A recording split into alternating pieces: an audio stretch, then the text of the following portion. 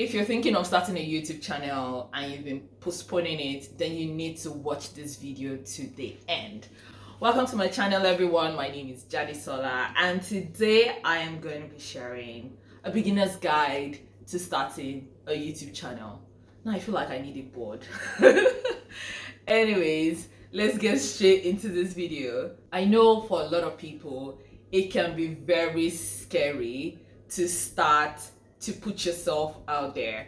So for a lot of people, when they're thinking of starting a YouTube channel, they have like a bunch of questions that don't even get them to even start. Oh, they're going to be wondering, is it expensive to start a YouTube channel? What kind of camera do they need to get? Or they worry about, oh, if they put out a video, what if nobody watches? What if they don't get a subscriber counts? What if they don't have a niche? They don't even know what they want to talk about. And I'm just going to tell you, like, you need to stop worrying yourself about this.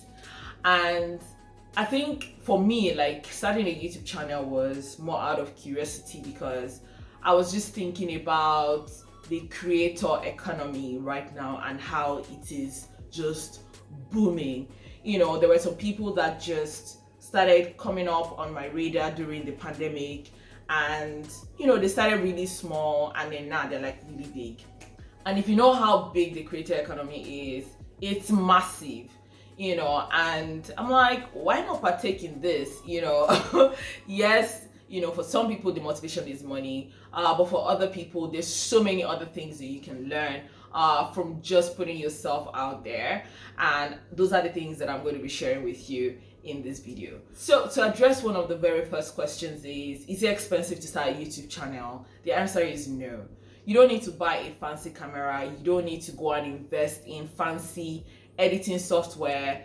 I think that with your phone, you can get started. And like, you don't even need to do anything else. Just set the camera, press record, and then, you know, start to speak to the camera because you need to get comfortable, you know, putting out content. And that is where your focus should be. I haven't spent a dime since I started my YouTube channel.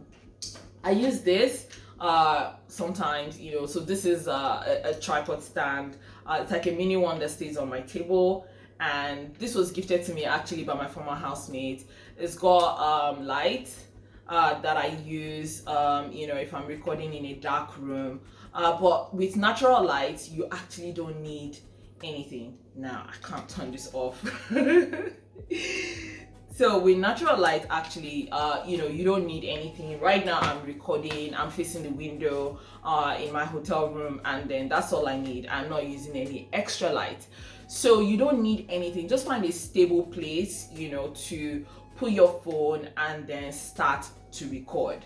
The next thing that people worry about is, oh, they worry about, you know, when you watch some of these YouTube gurus and they're telling you, oh, you need to have a niche. I don't think, you know, that's what you should be worrying about in the beginning. I think you want to get comfortable and maybe more consistent in just churning out content, because I think you're going to be experimenting with different things. There are a lot of factors that make people blow on, you know, the internet, on social media. It could be the content or the niche. It could be the personality. It could just be timing. It could be anything. And you know, you don't really want to get yourself, you know, into that space where you have analysis paralysis to the point that you don't even get started. So start talking about anything that, you know, you're interested in. I think it's a good place to start. You know, another thing that I would say is, you know, that concern about put out a video, people may not watch. I think that's one of the things that YouTube helps you, or even any social media actually, you know, that it helps you to build, is to get comfortable with putting yourself out there without caring whether anyone is watching. Yes, the ultimate goal will be to get better at these things and maybe become an expert or something, depending on what your goal is. But I think that, you know, just building that self-confidence that if no one is watching, I'm still going to do this thing anyways, because your goals might actually be very different. And this is now going to take me to one of the reasons, or some of the reasons, that I think you should totally start a YouTube channel in 2022. I'm going to start from the last one that I just mentioned about, which is, it helps you to build self-confidence. Like I mentioned earlier, a lot of people are like so worried about what other people think about them. They're so worried about how they look on camera, how they sound. When you're doing this, yes, in the beginning it may be a bit frightening, but I think as you get used to it, you start to get more confident. I remember like my first set of videos, I didn't even share with anyone apart from like my siblings, so no one knew I had a YouTube channel. Once you can get past that phase of just putting yourself out there and not worrying about what your friends and family or maybe strangers, I think, even to be fair, like a lot of people are not the ones that are going to be watching your videos, so you probably shouldn't care. A lot of people that are going to be watching your content are going to be people that you don't know, and you shouldn't worry about just feeling a little awkward because you're recording a YouTube video. The next thing that having a YouTube channel is going to help you with is to help you build maybe some skills that you may not have originally. So things like video editing. I know I mentioned earlier that you shouldn't worry about, investing in like fancy video editing software. Some people don't even edit their videos at all, and it's totally fine because in the first phase, you're actually just trying to get your content out there. But they're like very simple, easy to use video editing softwares that you can, use from your phone. I record on my phone and I also edit on my phone. I use two apps. My main video editing software is InShot, and then I also use CapCut as well. Both of them are actually very good. I think that CapCut has more features. The only reason I don't use CapCut a lot is because when I'm exporting my video, I literally cannot leave the screen. So if it's going to take maybe 15-20 minutes to export my video, it means that my phone just needs to be on CapCut app, and I'm not interested in that. So a lot of times I use InShot, and they're like very simple to use, so you don't need to like go to a special school. You can actually just play around with it, or maybe watch a YouTube video on how to use it, and that's about that. You can also learn like different things, like when you build your brand and people are reaching out to you to come and speak at events, or to for sponsorship deals. You can actually also learn negotiation skills, because now you need to be able to look for how you're going to value your time and why you even need to even be part of a brand in the first place. So it starts to help you to build different skills that you don't even know that you need. And depending on whether or not you're starting a YouTube channel as a hobby or as a business, those sort of skills like negotiation skills are very useful anywhere in life. The third thing I'm going to be talking about is how starting a YouTube channel can help you to improve your public speaking skills or communication skills. Basically you're just talking. So if you can get comfortable speaking to people, yes, I know you might just be in your room all by yourself, or in your house all by yourself, and you don't have like an actual stage, but I can tell you for a fact that like if you can be putting yourself out there, the day you're going to need to stand on a stage is going to be less painful than if you haven't been doing this over time. At work, you might need to do a presentation. If you're comfortable speaking to the camera, you might be more comfortable, by the time you're like maybe speaking to execs at work. So it helps you to, improve your public speaking skills. The fourth reason I think you need to start a YouTube channel is to build a personal brand. And I mentioned at the beginning of this video that I was exploring the creator economy. So I see people who started out just putting out content here on YouTube or on any other social media platform like TikTok or Instagram, and then people now know them with their particular niche, or they know them with whatever strength that they portray out there. And because of that, if you're thinking, for example, let's say interior decoration, then you have somebody in mind. If you're thinking of, buying properties, you have somebody in mind that talks about this. And imagine like there's like a real estate event or something, and they're looking for somebody to come and speak at this event.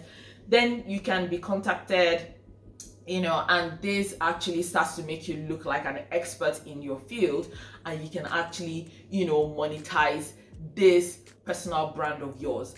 There are other people as well that, when they've built their organic audience, they can then also even go and build products that, for example, you think of people like Jackie I know or something.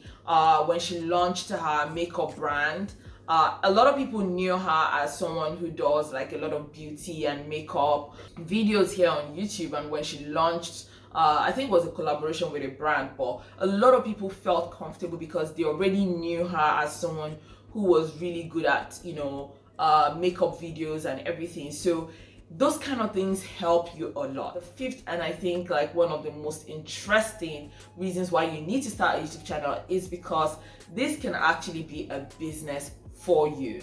It's so interesting that this tool or this space, and this goes for any social media channel, by the way, that is free for everybody, so to speak. Yes, you have to pay for your broadband and your data, but it's free to access, and a lot of people are making a living out of this.